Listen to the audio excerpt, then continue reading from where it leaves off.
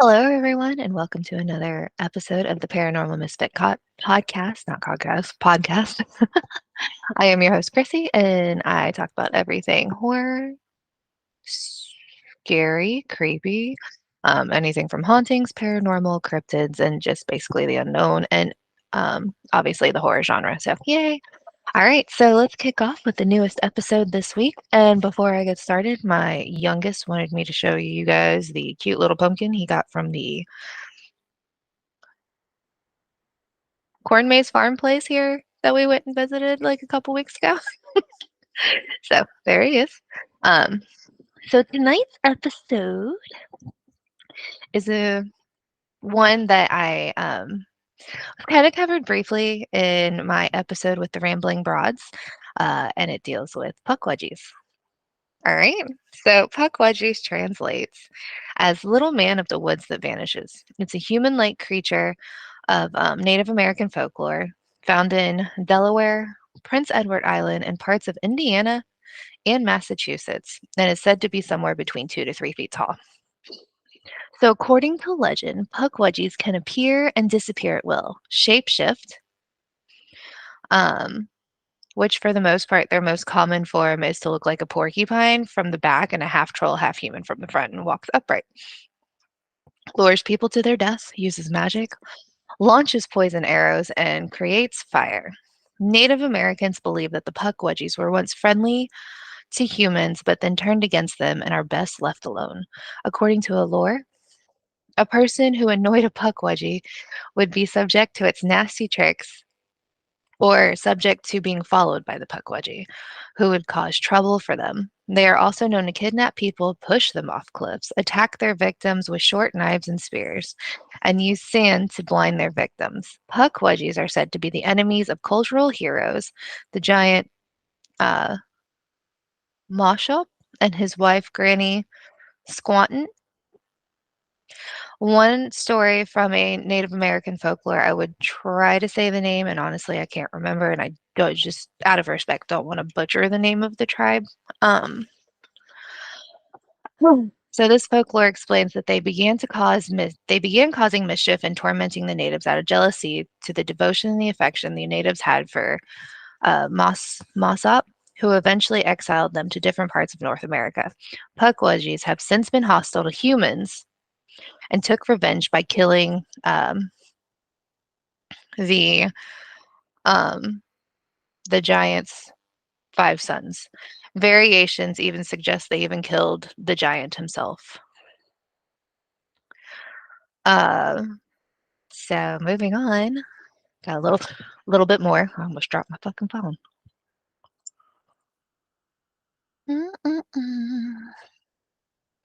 Pukwudgies.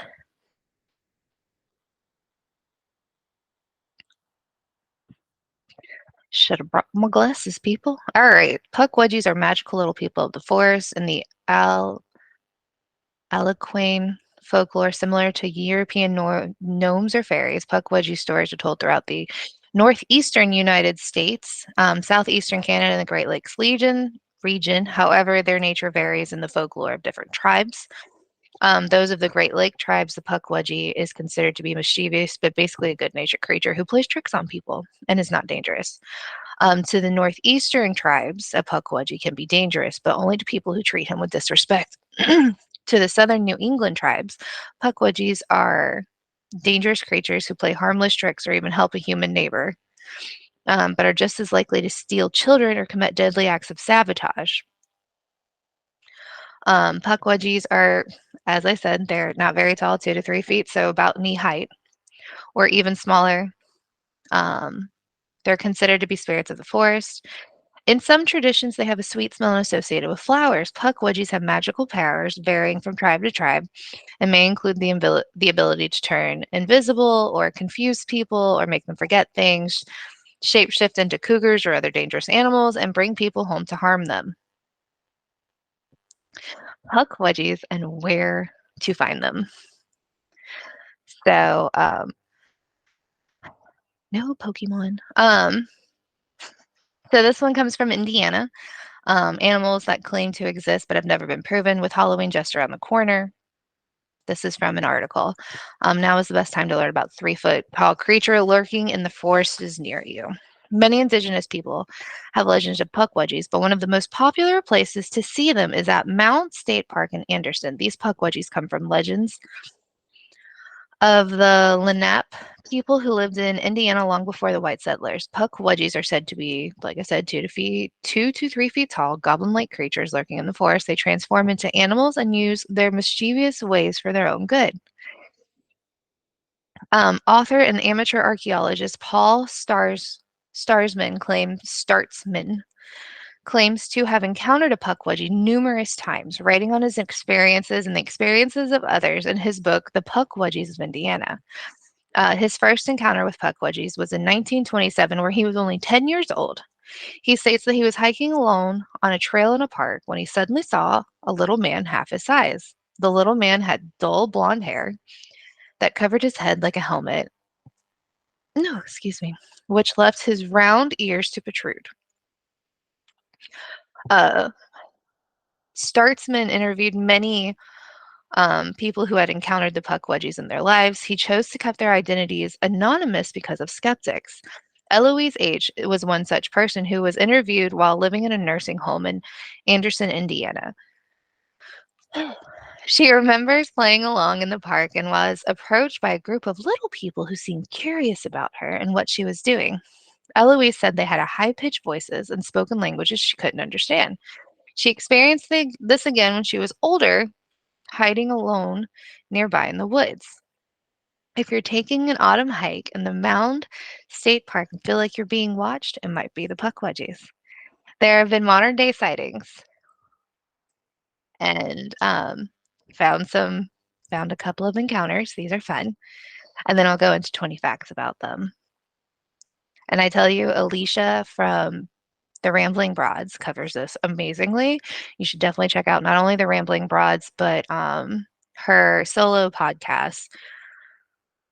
Oh, she's gonna kill me, and I don't remember the title of it. I'll have to look it up after I read about the encounters. Okay, so back to the pukwudgie encounters. So 2 encounters with pukwudgies. This article is from 2019, and it happened in Lawrence, Massachusetts. So last week, someone I'll call Miss S wrote and told me about unusual things that were happening to her family 30 years ago, and she said that I could share them on here. So this is someone's blog. First incident happened to Miss S's brother, Bob. He was just a child at the time, maybe 7 or 8, and was watching TV with some cousins at his grandparents' house in Lawrence, Massachusetts. While they were sitting on the couch, which faced the TV but had its back towards the doorway into another room. As they sat there watching TV, Bob felt someone pull the back of his hair. He thought it was his cousin Sandra. So he told her to stop, and she denied pulling his hair. A few seconds later, he felt it again. This time, he yelled at his cousin, who still said she didn't do it. A few more seconds passed, and Bob once again felt someone tug on his hair. He turned around angrily, expecting to see his cousins hiding behind the couch, but his anger turned to surprise when he saw who was there. Instead of a cousin, he saw a little old lady with long white hair who was quite small. She was only 2 or 3 feet tall.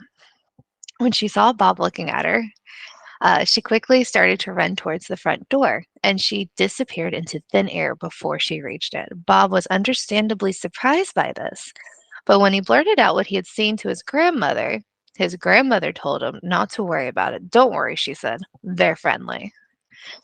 The second incident occurred one day when Bob's mother took him and his cousins, including Sandra, out to the movies.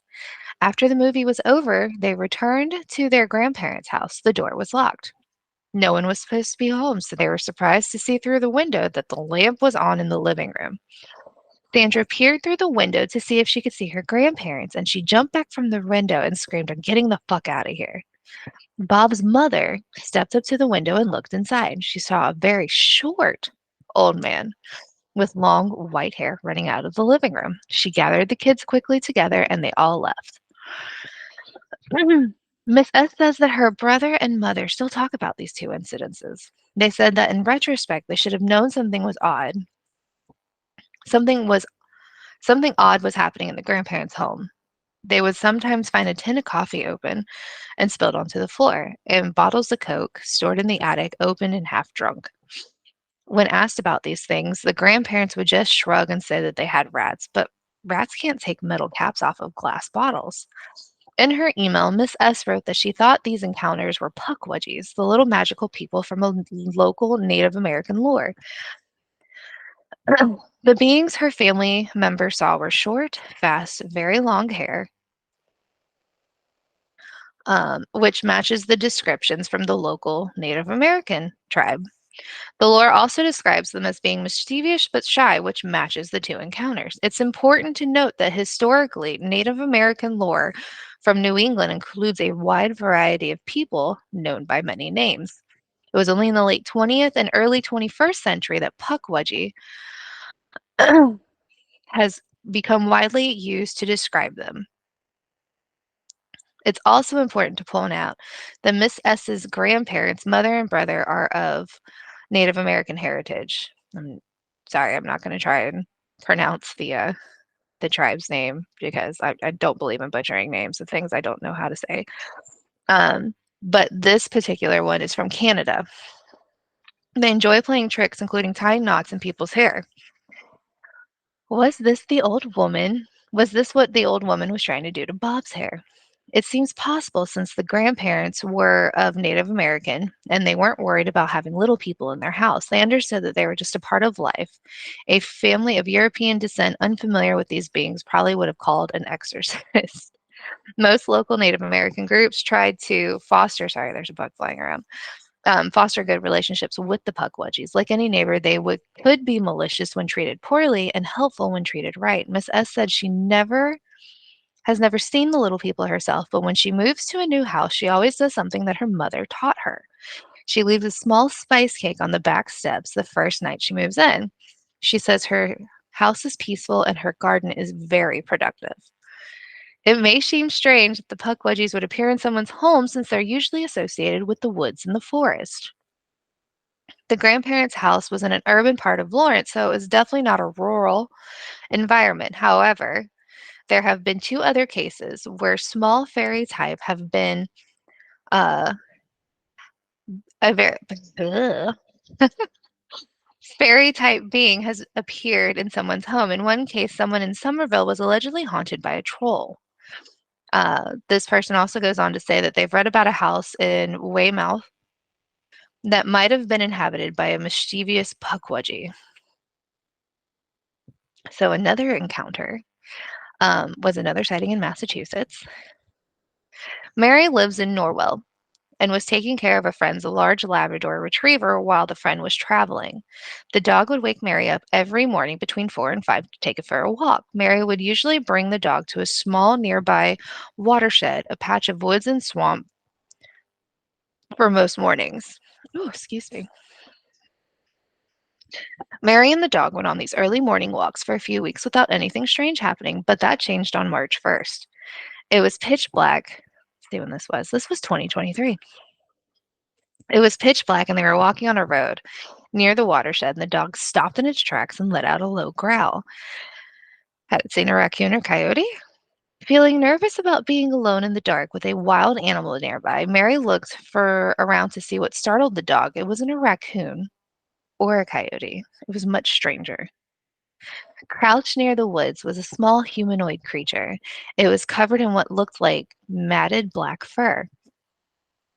Mary thought that the creature stared at her with glowing green eyes, but wasn't sure if she just imagined that detail. Whatever the creature was, it was something she had never seen before, so she and the dog hightailed it home. A few days later, the dog went home to its owner, and Mary thought that was the end of her strange experience. But on one night of March 13th, Mary heard some unusual sounds coming from outside of her house. It sounded as though something were quietly but insistently tapping on the side of her house, or possibly the window.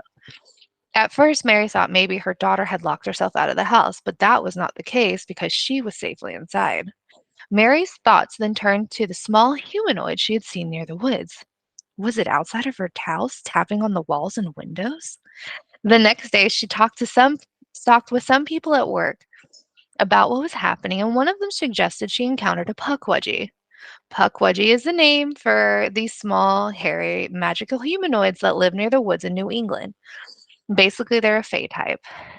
Not pretty tutu wearing like Tinkerbell, more of a Harry Potter.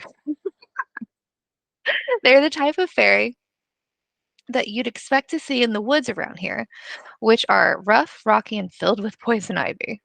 A Pukwudgie um, is something of a modern term, at least in New England. The Native Americans in New England had other names for the beings, and I'm not going to try and say them. Pukwudgie was originally used by a different tribe of Native Americans of the Midwest to describe small magical beings that they encountered, but since it's become a popular word in New England and in Massachusetts. Pukwudgies are believed to be mysterious at best and malevolent at worst. Traditionally, the local Native Americans believed that little people would help humans if treated with respect.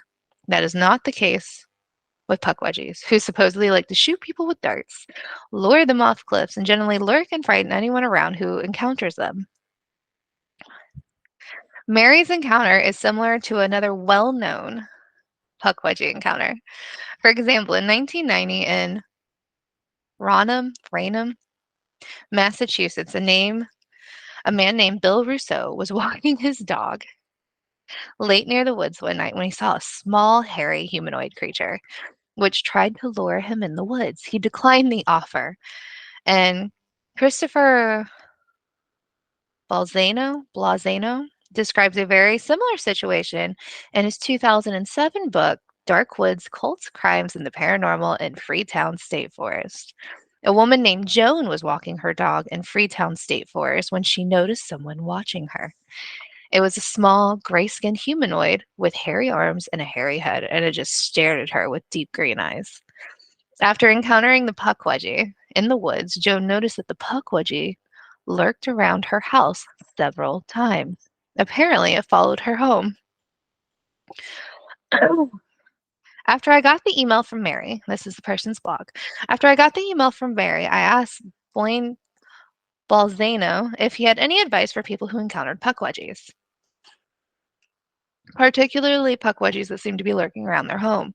He said the best thing to do is just ignore them. Eventually, they'll go away, and the strange phenomena will stop. Sounds like decent advice to me. Um, whoops. Let me see. So 20, I'm so excited for this. 20 facts about the mischievous Pukwudgie who lurks in the forest. All right, you ready? Pukwudgies are magical creatures who live inside wooded areas and swamps. They are considered spirits of the forest. Pukwudgies can appear and disappear at will, confuse humans, create fire, launch poison arrows, use magic, and lure people to their death. Pukwudgies have the ability to shapeshift into dangerous animals such as cougars, not cougars. They can also turn themselves into a combination of creatures and look half human, half porcupine if they choose. If you spot a Pukwudgie, you should leave it alone. Just don't do anything. Anyone who annoys anyone who annoys one will be followed around by the creature and will either fall victim to its nasty tricks like being stalked and having their memories forgotten, or they will meet a much deadlier ending. If you annoy a Pukwudgie, they might try and kidnap your children, push you off a cliff, attack you with their short knives and spears, use sand to blind you, persuade you to commit not so good thing. Pukwudgie resembles humans, except they have much smaller and a canine-like nose, larger ears, lips, and fingers. They have been compared to trolls, goblins, leprechauns. Pukwudgies are most commonly found in areas with other forms of paranormal activity. They have been sighted near Fall River, which is close to the home of Lizzie Borden. They also have been sighted in Moundsville State Penitentiary in Indiana and Round Rock in Texas, where Bigfoot allegedly lives. The exact height of Pukwudgies is unknown, but most witnesses say it's between 2 or 3 feet. Native Americans used to believe that Pukwudgies did get along. Native Americans believe that Pukwudgies used to get along with humans, but then turned against them. Legend says the reason why Pukwudgies hate human is because of a certain Native American tribe. Like I said, they adored a giant and were irritated and were irritated by the Pukwudgies in the area they considered a nuisance. Even though the creatures were only trying to be helpful, the tribe asked the giant to get rid of the Pukwudgie, so he threw them out of the area and slaughtering some in the process. Pukwudgies obviously translate to person of the wilderness. Pukwudgies are the oldest mythical creatures in North America. Stories of Pukwudgies originated with different Native American tribes. They are believed to have dwelled in the woods and the marshes of the eastern seaboard. Different regions have different views on Pukwudgies. Great Lakes, like I said, believe that they are mischievous and harmless. And the Northeast believe they are more violent if they are disrespected, but are fine if they are left alone. A significant amount of Pukwudgie sightings in the A significant amount of Pukwudgie sightings are in the woods of Massachusetts. Police have gotten so many reports that they've actually created a Pukwudgie crossing sign near Freetown State Forest. Pukwudgies have smooth gray skin that sometimes glows. Dun, dun, dun.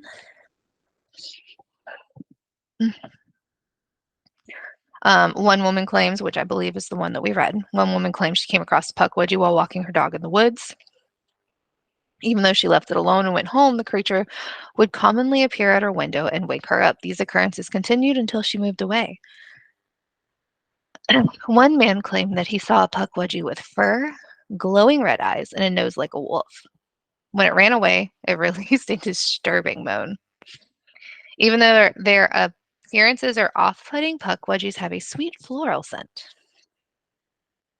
The Song of Hiawatha, an epic poem by Henry Wadsworth Longfellow, mentions Pukwudgies, and it was published in 1855, and it goes like this. Far and wide among the nations spread the name and fame of the Cowicin. No man dared to strive with the oh my god. Never mind, guys. I'm not even gonna try. But anyways, they called them fairies and pygmies. Pukwudgies have appeared in the Harry Potter series, written by Rowling. The creature acts as a symbol in the house at the American, um, the one in America, School of Witchcraft and Wizardry. And that, my dudes, is, well, let's see. Can we find anything fun? Chasing the legend.